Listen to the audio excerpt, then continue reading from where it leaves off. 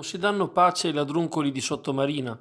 Dopo lo scasso della pinseria Civico 74, altri colpi tentati o riusciti sono stati segnalati in varie attività della zona. In particolare, probabilmente ieri sera, è stato preso di mira il bar Selfie in strada Madonna Marina all'incrocio con via Acacia.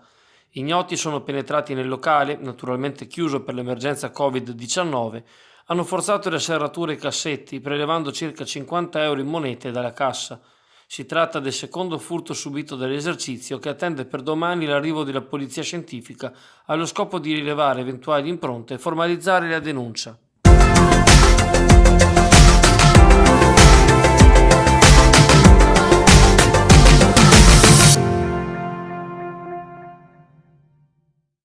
Sono iniziate in queste ore le visite a domicilio da parte dei sanitari dell'Ustre Serenissima, impegnati nell'effettuare tamponi di controllo per rilevare la presenza del Covid-19. Dopo l'analisi dei medici e farmacisti dislocati nel territorio, compiuta lo scorso fine settimana, è ora la volta dei lungodegenti di coloro che hanno manifestato i sintomi principali del virus, ovvero febbre alta, tosse persistente e difficoltà di respirazione. Anche particolari categorie di lavoratori stanno chiedendo di essere sottoposti in via preliminare ai test. Si tratta degli operatori ecologici del sindacato Fiadel, il cui segretario regionale Maurizio Contavalli, facendosi portavoce di oltre 250 firme raccolte online, ha scritto al presidente della giunta veneta Luca Zaia per intercedere affinché vengano praticati tamponi e netturbini, in quanto esposti in prima linea al risanamento di strade e cassonetti. Lo stesso trattamento viene avanzato dagli agenti del sindacato FSP Polizia di Stato, che ai questori rivendicano il bisogno che siano effettuati tamponi agli uomini in divisa, poiché, sono le parole del segretario regionale Mauro Armelao, è assurdo che un poliziotto possa continuare a lavorare essendo venuto a contatto con un collega che in famiglia ha vissuto con un proprio caro risultato positivo al Covid-19.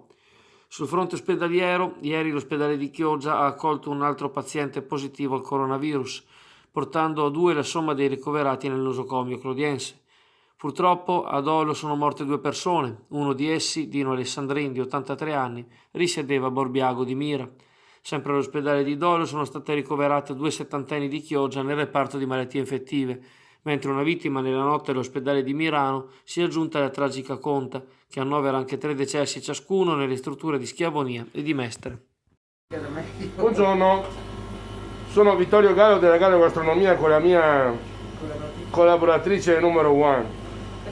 Sì, lo so che voi pensavate che eravamo un'equipe chirurgica di sala operatoria, invece no, siamo già dati per polpette, lo so, non facciamo né operazione niente. Stiamo organizzandoci, tutto qua. Salutiamo, buona giornata a tutti.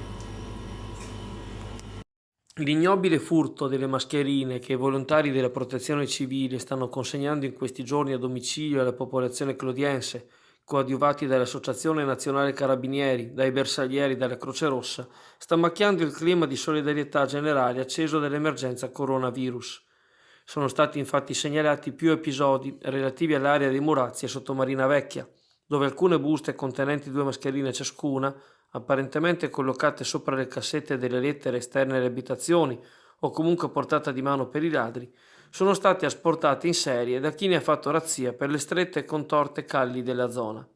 Non manca chi afferma di aver visto in azione l'autore del gesto, appuntando i sospetti sopra un individuo che abita nell'area e gira accompagnato da un cane nero al guinzaglio. C'è chi ritiene che l'incetta di mascherine non serva già a famiglie numerose, che non possono farsi bastare le 2 consegnate per ogni recapito, ma sia la preziosa merce di scambio per l'acquisto di dosi di droga. Episodi spiacevoli sono avvenuti anche a Calino, segnalati direttamente dai volontari, che hanno rilevato come la consegna collettiva a un presunto capocondominio ha avuto quale effetto di trattenere per sé tutte le mascherine destinate allo stabile. In ogni caso, alla sede della Protezione Civile, che coordina la distribuzione, è giunta notizia del misfatto ed è già scattata la caccia al ladro. Ogni giorno i volontari suonano i campanelli e poi lasciano le buste nella cassetta della posta, nell'impossibilità di consegnarle manualmente a tutti i cittadini, anche per legittime questioni di tempo a disposizione, onde coprire presto tutto il territorio comunale. Ieri è stata terminata la distribuzione all'isola di Saloni, nel quartiere Tombola e in campo Marconi a Chioggia, oltre a 500 famiglie residenti tra la chiesa di San Martino Sottomarina e la diga di San Felice. Stamani i volontari sono stati impegnati nelle operazioni di imbustamento prima di ripartire alle volte di Sottomarina, Borgo San Giovanni e Chioggia Centro Storico.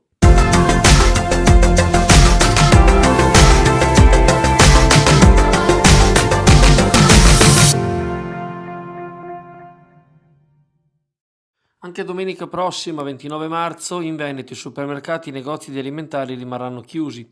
Resta infatti in vigore l'ordinanza emanata dal presidente della giunta regionale Luca Zaia lo scorso 20 marzo, attorno alla quale erano sorti dubbi interpretativi in concomitanza con il decreto del presidente del Consiglio dei Ministri Giuseppe Conte, che non disponeva di tale misura nel territorio nazionale.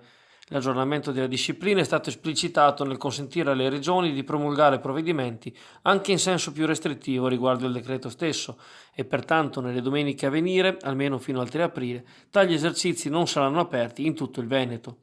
Ieri intanto si è svolta in videoconferenza la riunione tra la ministra dei trasporti Paola De Micheli, quello dello sviluppo economico Stefano Patuanelli e i rappresentanti sindacali dei benzinai, i quali avevano preventivamente messo in cantiere la possibilità di un blocco a partire da ieri sera nelle autostrade e via via anche nelle strade secondarie.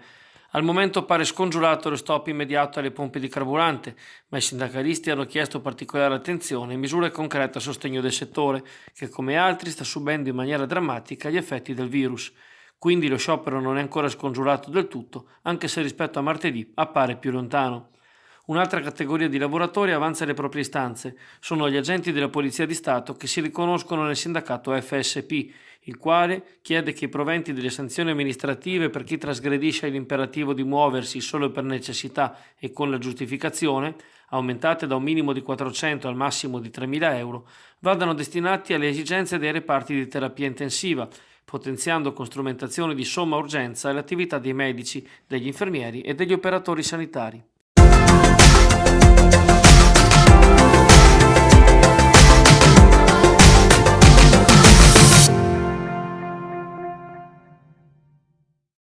Tra le attività che non sono state sospese dai recenti decreti della Presidenza del Consiglio dei Ministri vi è quella relativa ai test di funzionamento per le paratoie del Mose.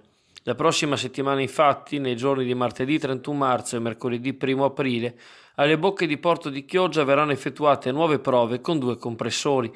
Questo nonostante le imprese edili del Consorzio Venezia Nuova abbiano fermato le proprie opere, in ossequio al dettato legislativo, mentre continuano a lavorare gli impiantisti delle società appaltatrici.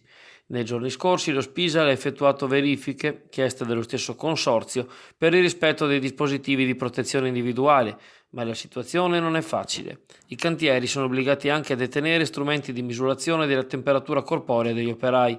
Un'analoga prova che avrebbe dovuto aver luogo a Malamocco il 16 marzo era stata annullata.